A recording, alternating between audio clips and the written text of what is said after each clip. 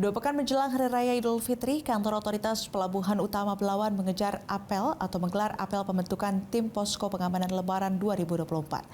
Diprediksi arus mudik dan balik melalui terminal penumpang Bandar Deli Belawan mengalami kenaikan, mencapai 20%. Apel gabungan berlangsung di halaman kantor otoritas Pelabuhan Utama Belawan di kawasan Jalan Deli, Kelurahan Belawan 1, Kecamatan Medan Belawan. Kantor Otoritas Pelabuhan Utama Belawan bersama dengan seluruh instansi di pelabuhan serta TNI Polri bersinergi memberikan pengamanan dan membentuk posko terpadu pelayanan angkutan laut Lebaran 2024. Kabid Pengamanan dan Penindakan KSOP Utama Belawan, Marganda Lamhot Asi Sihite mengatakan, diprediksi jumlah penumpang melalui Pelabuhan Belawan akan mengalami peningkatan sebesar 20% atau sekitar 49.189 penumpang.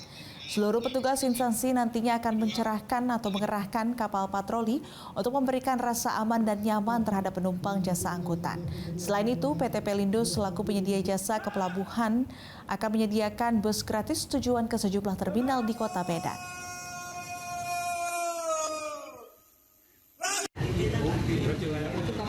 Sesuai dengan prediksi kenaikan 20% tahun ini, sekitar 49.189 penumpang dengan asumsi kenaikan 20% dari tahun 2023 yang sebesar 40.991 penumpang.